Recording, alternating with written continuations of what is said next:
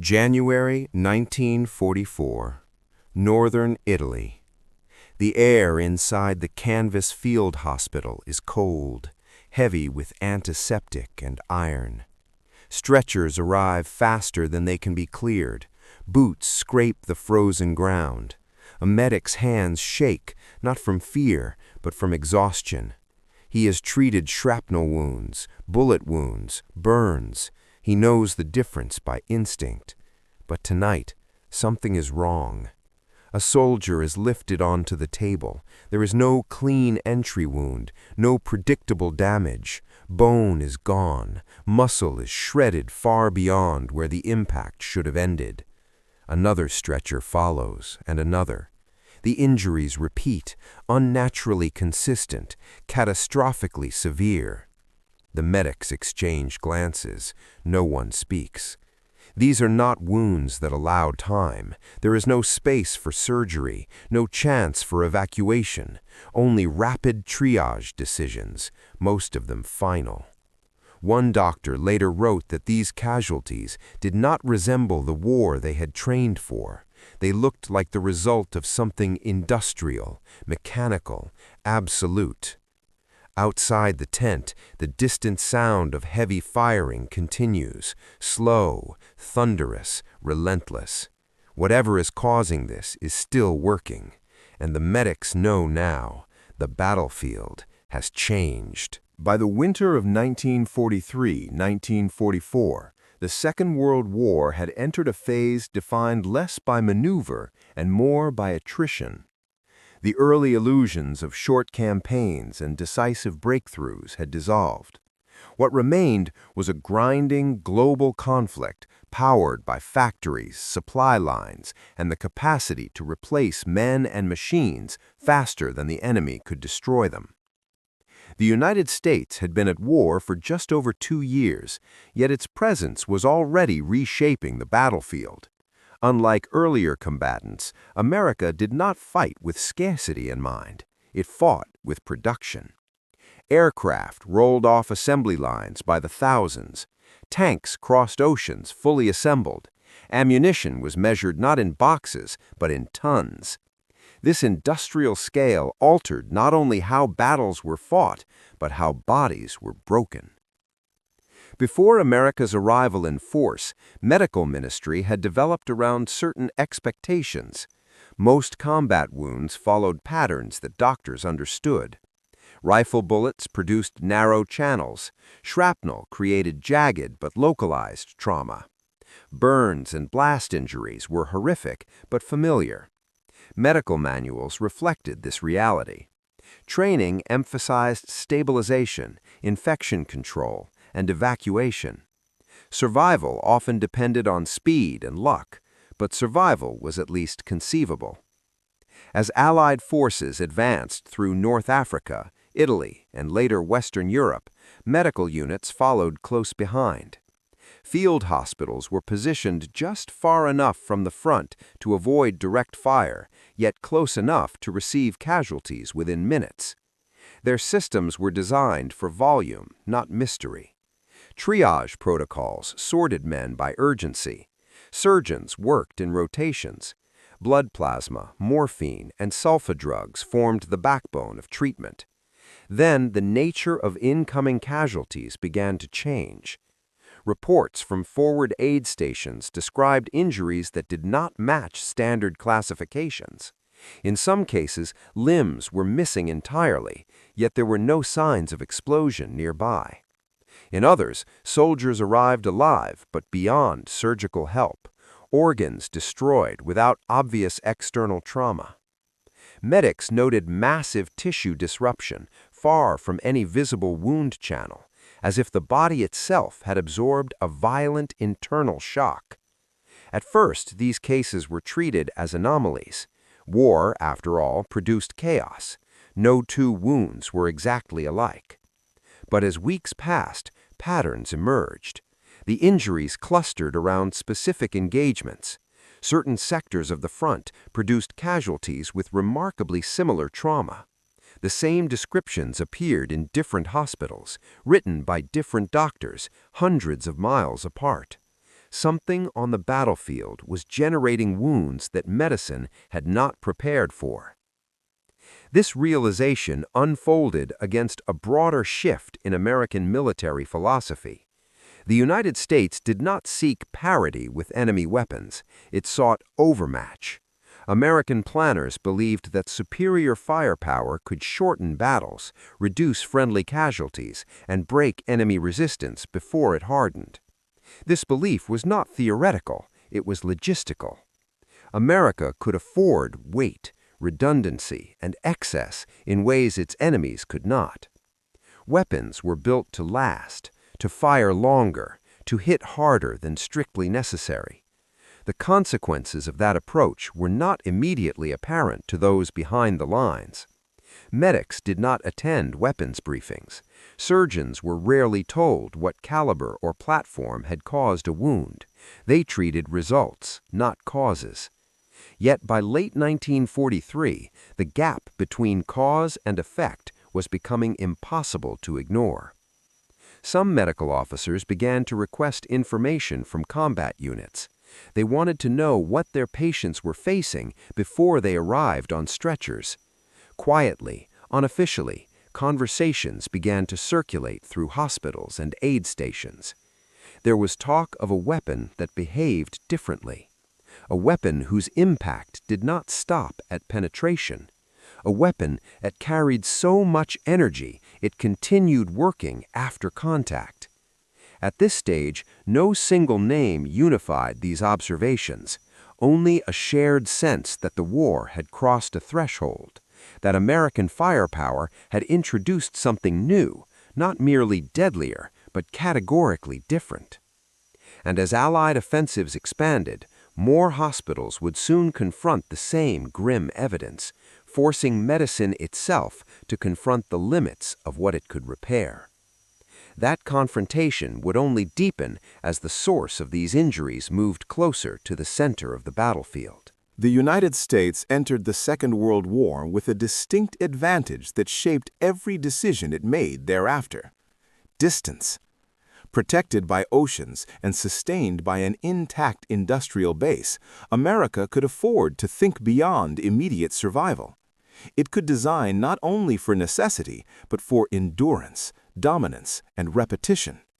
This mindset was already deeply rooted before Pearl Harbor.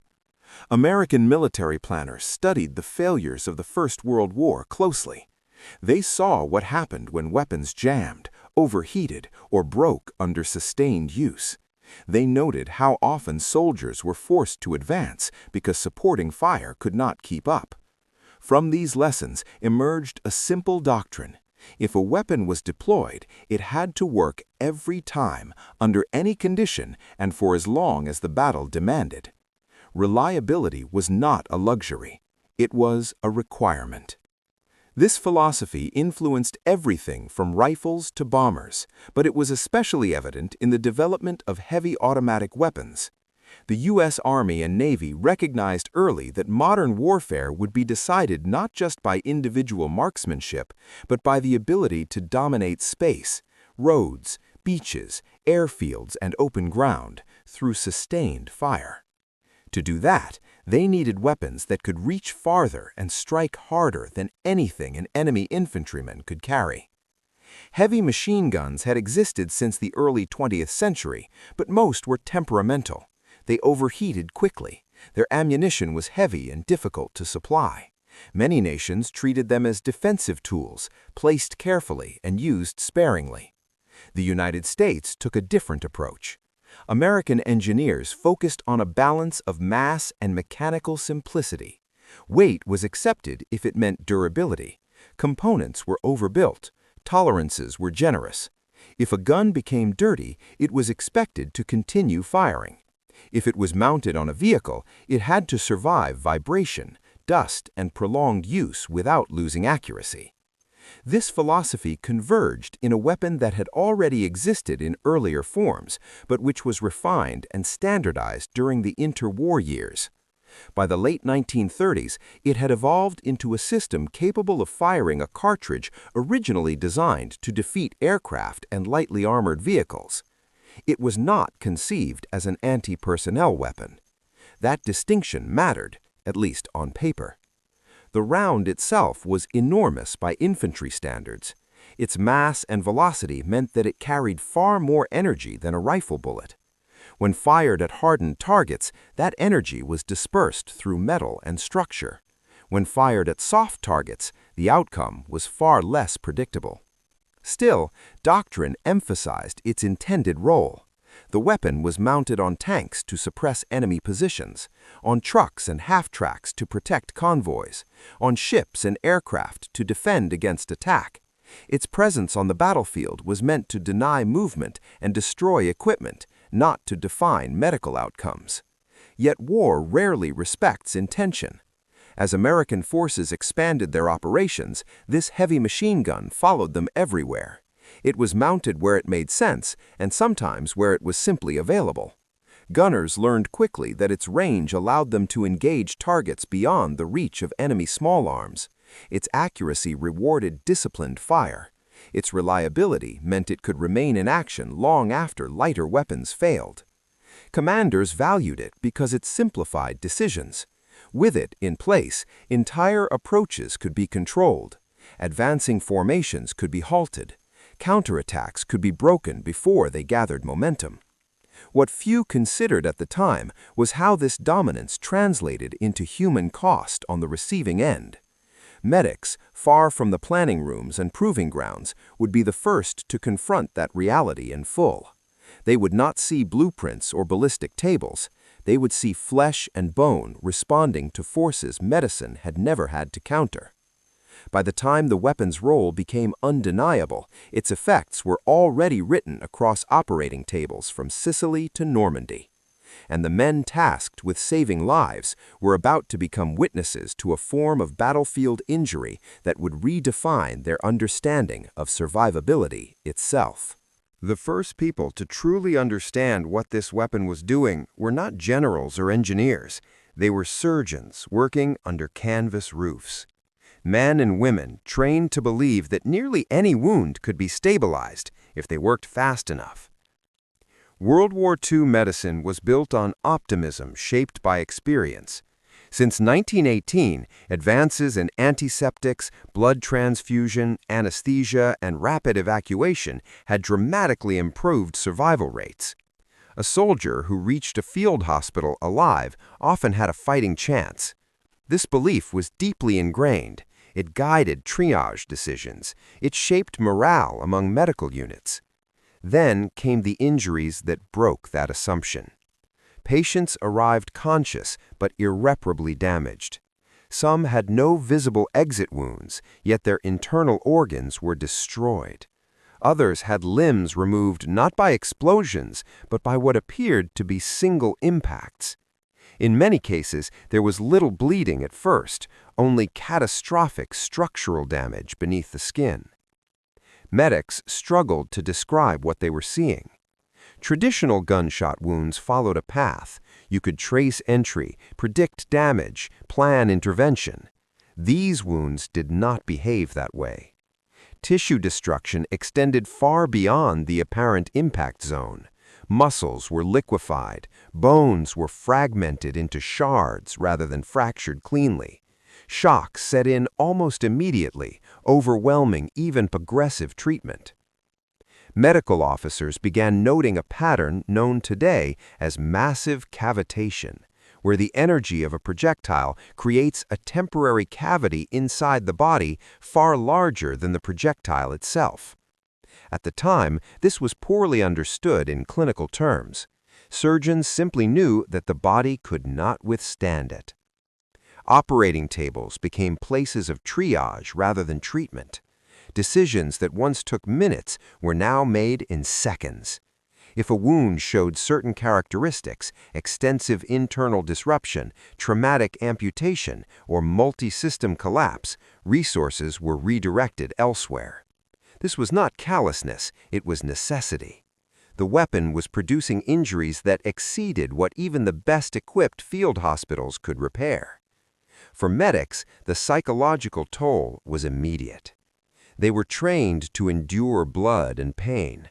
What unsettled them was futility, the sense that skill and speed no longer mattered, that survival was being decided entirely before the wounded ever reached their hands. Some medical personnel later described these cases as terminal on arrival. Others used more clinical language, but the meaning was the same. The injury itself had already finished the work. This reality also altered how medics viewed the battlefield beyond the tent walls.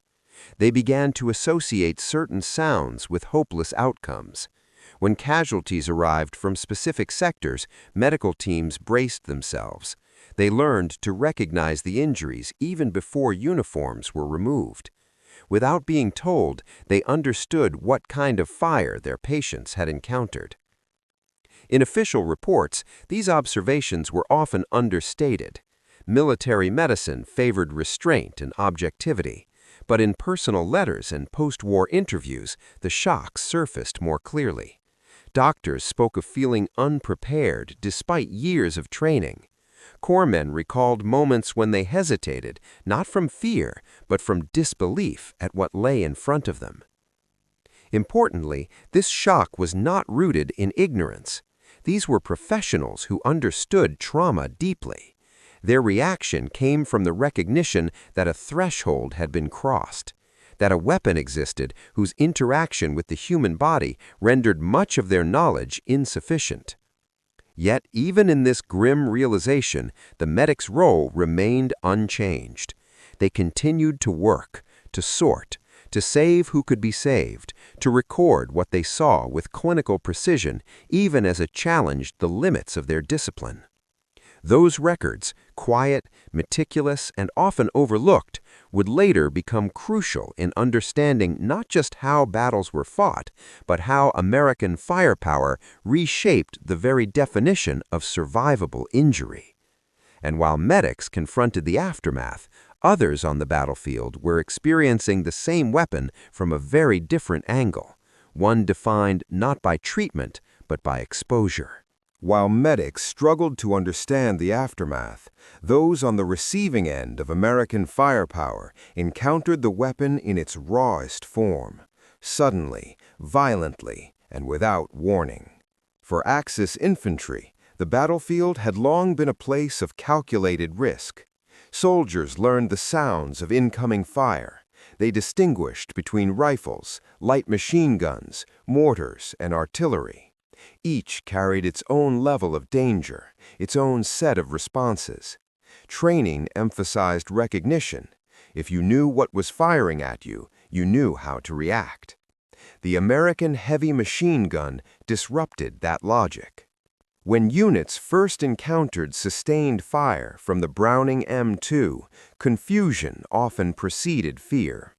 The weapon's report was deeper than anything soldiers were accustomed to, slow, heavy, and resonant. It did not crack like rifle fire or chatter like lighter automatics. It sounded mechanical, deliberate, unstoppable. Men initially misidentified it. Some believed they were under artillery fire. Others assumed aircraft were strafing their positions. The effect was disorientation. Soldiers searched the sky or waited for impacts that never came until bodies began to fall. Those hit rarely cried out. In many cases, they collapsed instantly. Others were thrown backward, not by blast, but by sheer kinetic force. Units that prided themselves on discipline found their formations unraveling in seconds. Cover that had once been reliable proved meaningless. Wooden structures were penetrated without effort, sandbags shredded, light vehicles disabled.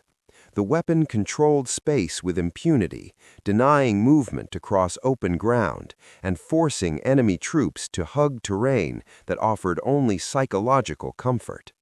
From a tactical standpoint, the implications were immediate. Advancing against positions protected by this weapon became extraordinarily costly. Suppression failed. Counterfire was ineffective unless heavy weapons were brought forward, and even then, exposure time was lethal. Commanders quickly learned that frontal assaults were unsustainable. Maneuver slowed, timetables collapsed. But beyond tactics, there was a deeper effect. Survivors carried stories back to their units.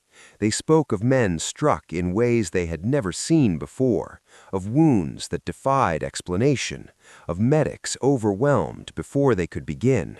These accounts spread faster than official orders, shaping behavior at every level. Reluctance replaced aggression. Soldiers hesitated to advance into areas rumored to be covered by American heavy machine guns. Patrols altered routes. Units waited longer for darkness or fog. In some cases, positions were abandoned altogether when intelligence suggested the presence of such firepower. Enemy medical services faced their own crisis. Field dressings designed for bullet wounds were useless against catastrophic trauma. Evacuation became impossible when injuries exceeded transport time. Medical officers, already strained by shortages, confronted casualties they could not treat or even classify effectively. This compounded the psychological burden on troops. Knowing that injury meant near certain death, or worse, survival without hope of treatment, changed risk calculations fundamentally. Courage did not disappear, but it became harder to summon. From the American perspective, this dominance was rarely theatrical. Gunners were trained to fire methodically, to conserve ammunition, to engage targets of opportunity with discipline rather than emotion. The weapon's effect was a byproduct of its design, not its intent. Yet its presence reshaped engagements long before direct contact occurred. Enemy reconnaissance reported positions not by size or strength, but whether American heavy machine guns were present. Commanders planned around them, avoided them, or committed disproportionate resources to neutralize them. In this way, the weapon extended its influence far beyond its immediate field of fire. It altered decisions, delayed operations, and imposed a constant psychological pressure on those facing it. And as these encounters multiplied across different fronts, a pattern became undeniable. The injuries that shocked medics were not anomalies. They were the predictable result of an engagement now dominated by industrial-scale force.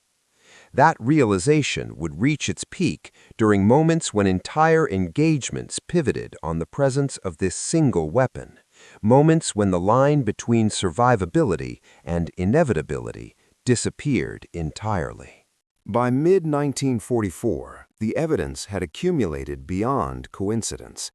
Across multiple fronts, Italy, Western Europe, and the Pacific, medical officers were reporting the same types of catastrophic injuries arriving in waves, often following specific engagements.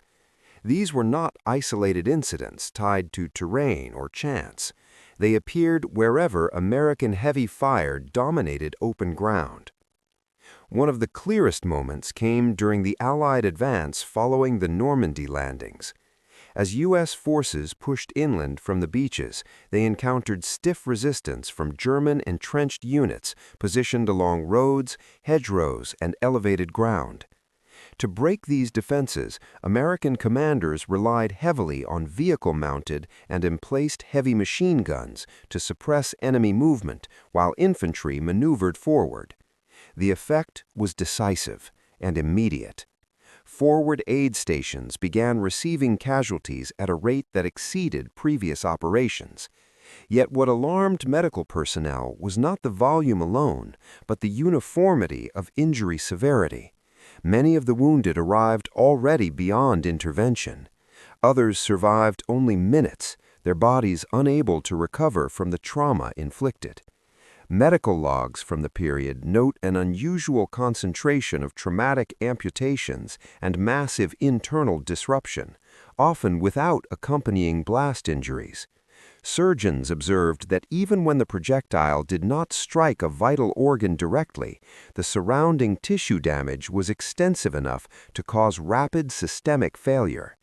In several cases, doctors initially suspected artillery fragments or close-range explosives. Only after correlating battlefield reports did the truth emerge. These men had been struck by heavy machine gun fire. This realization marked a turning point. For the first time, medical units began adjusting expectations not just for treatment, but for outcome. Triage categories were revised informally. Casualties from certain sectors were assessed differently, with a grim understanding that intervention windows were far shorter, if they existed at all. Commanders, too, began to notice the pattern. After-action reports described enemy resistance collapsing abruptly once heavy machine guns were brought to bear. Positions that had held against rifle and light automatic fire were abandoned within minutes. Counterattacks stalled before they could gain momentum. In some instances, entire enemy platoons were rendered combat ineffective without a single American infantryman closing the distance. This convergence of battlefield dominance and medical consequence could no longer be separated. The same weapon that allowed American units to advance with fewer losses was producing injuries so severe that survival often depended entirely on whether a soldier was struck at all. There was no middle ground. For medics, this marked the end of uncertainty. They no longer asked what kind of weapon caused these wounds. They already knew. What remained was the recognition that the war had entered a phase where technology, not tactics or bravery alone, was dictating the limits of human endurance. And as American forces continued their advance, the next stage of this realization would unfold not in isolated incidents, but in sustained operations where the weapon's impact reshaped entire campaigns. As the summer of 1944 progressed, American units began to recognize that certain engagements followed a distinct pattern. When heavy machine guns were positioned early and supplied adequately, the character of the fight changed almost immediately. This was especially evident during battles for road junctions and open approaches, terrain that offered little concealment and demanded movement under fire. In these environments, the Browning M2 did not merely support infantry, it defined the engagement. Enemy units advancing into its field of fire were subjected to a force they could neither suppress nor outrun. The weapon's range exceeded that of most infantry arms. Its penetration defeated cover that had previously provided safety. Its sustained fire denied the pauses necessary for regrouping. From the perspective of battlefield medicine, the results were stark. Casualties from these engagements exhibited a level of trauma that made conventional timelines irrelevant. Evacuation routes that had once saved lives became meaningless when injuries caused immediate systemic collapse. Even when transport was available, patients often deteriorated before reaching aid stations. Medical officers later described these moments as the end of survivability, not in an abstract sense, but in practical terms. The window between injury and death closed almost instantly. This realization spread quickly through medical units. Experienced surgeons began preparing their teams psychologically before anticipated engagements. They warned younger medics that some casualties would be beyond help from the moment they arrived. This was not pessimism, it was realism, informed by repeated exposure. On the battlefield, the psychological effect mirrored the medical outcome. Enemy soldiers who witnessed the aftermath did not need formal intelligence to understand what they faced. The absence of wounded, replaced by immediate fatalities, sent a message that no amount of courage could counter.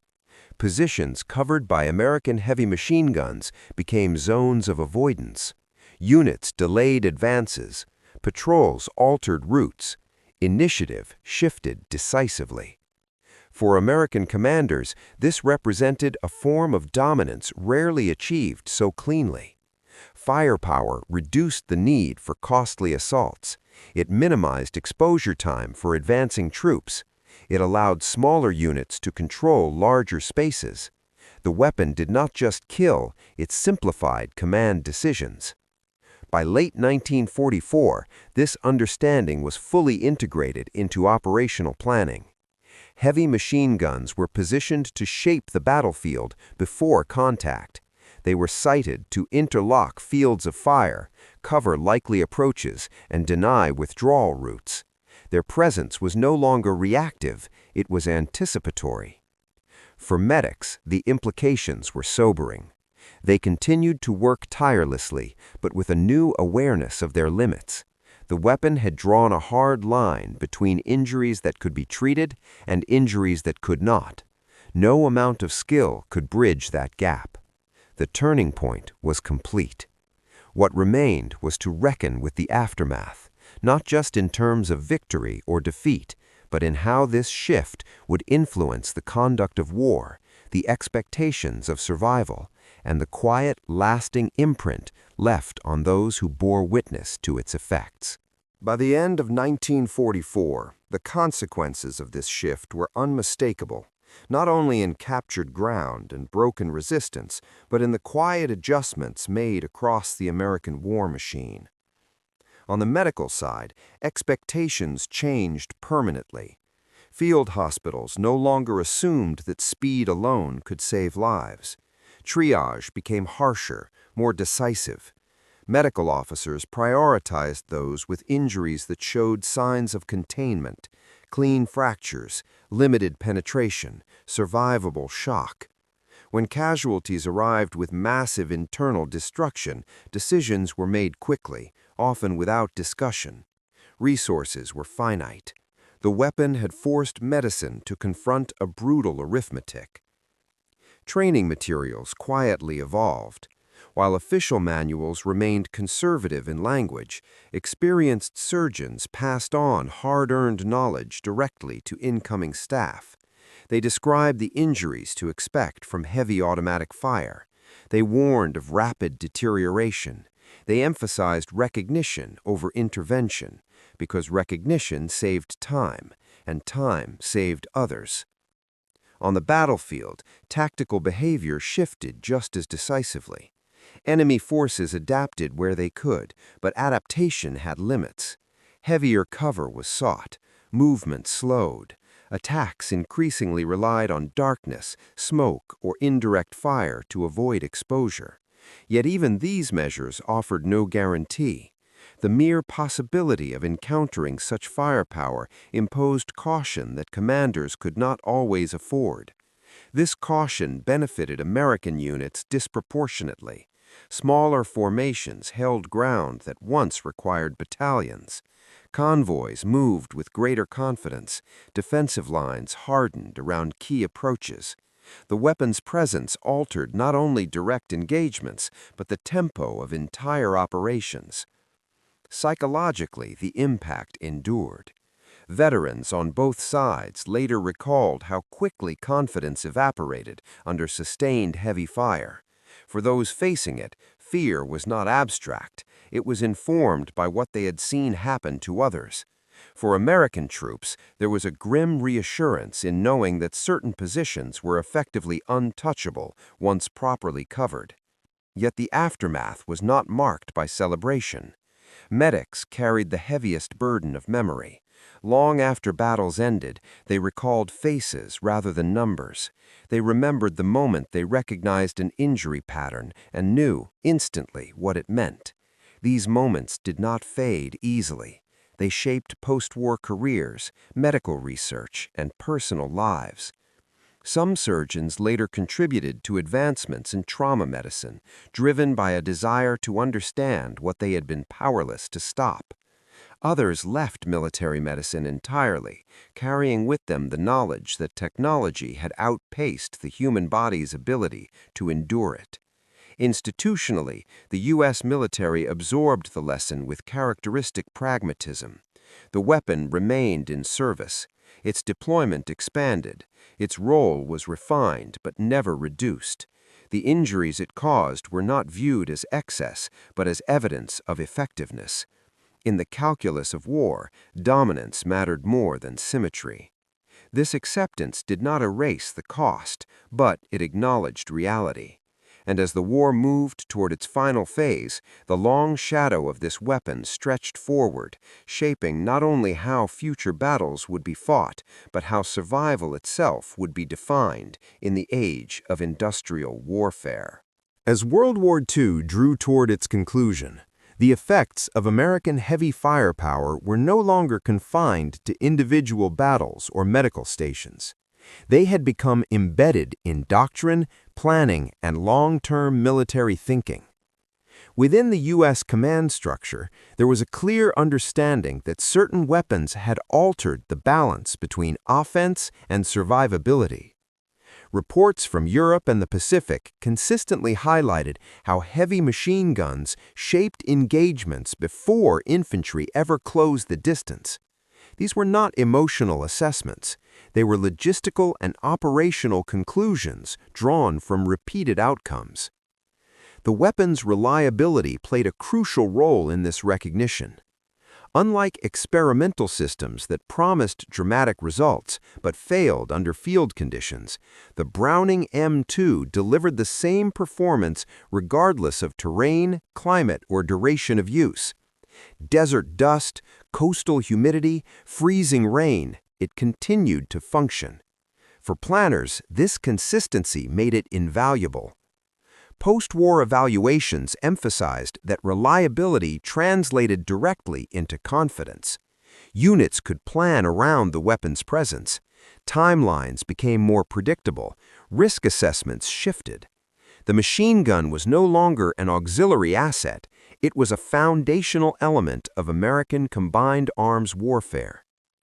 Medical data reinforced this view in a quieter way. While casualty statistics often focused on killed versus wounded, deeper analysis revealed another pattern. Engagements dominated by heavy machine gun fire produced fewer wounded overall. Survivors were either lightly injured or uninjured. Those struck directly were often lost before evacuation. From a strictly operational standpoint, this reduced the strain on medical evacuation systems and rear-area hospitals. This was not celebrated, but it was acknowledged.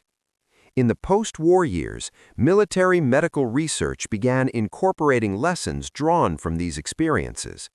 Trauma specialists studied high-energy projectile injuries with renewed urgency. Concepts such as energy transfer, cavitation, and irreversible tissue disruption gained prominence. These studies would later influence both military and civilian trauma care. Yet the most enduring change was psychological. For American forces, the weapon became a symbol of control. It represented the ability to dominate terrain, dictate movement, and impose consequences at distance. For former enemies, it remained a reminder of an asymmetry they could not overcome through bravery or numbers alone. Veterans' accounts often returned to this imbalance. Some recalled the sound of the weapon as a warning.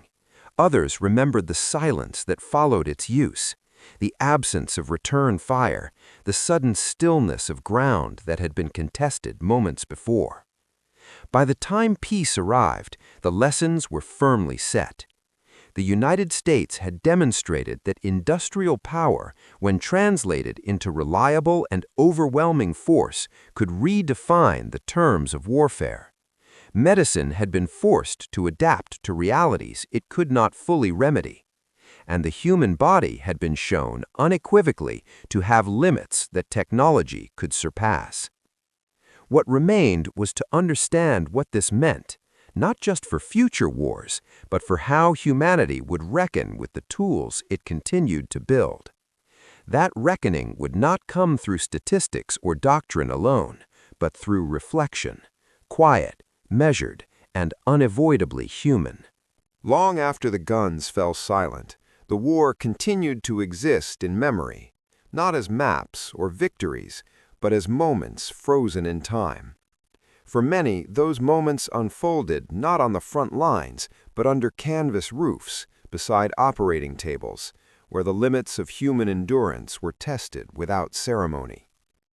The injuries that shocked medics were not anomalies of chaos. They were the logical outcome of a world that had learned to convert steel, fuel, and mathematics into force on an unprecedented scale. World War II did not invent brutality, but it industrialized it, compressing unimaginable power into mechanisms small enough to be carried forward by advancing troops. For American forces, this transformation carried a clear purpose. Dominance reduced uncertainty. Overwhelming firepower shortened engagements. Control of space saved lives on one side, even as it erased them on the other. The weapon at the center of this story was never designed to wound gently or allow recovery.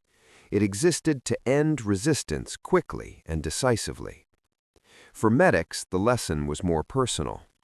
They learned that not every injury could be treated, no matter how skilled the hands or how rapid the response.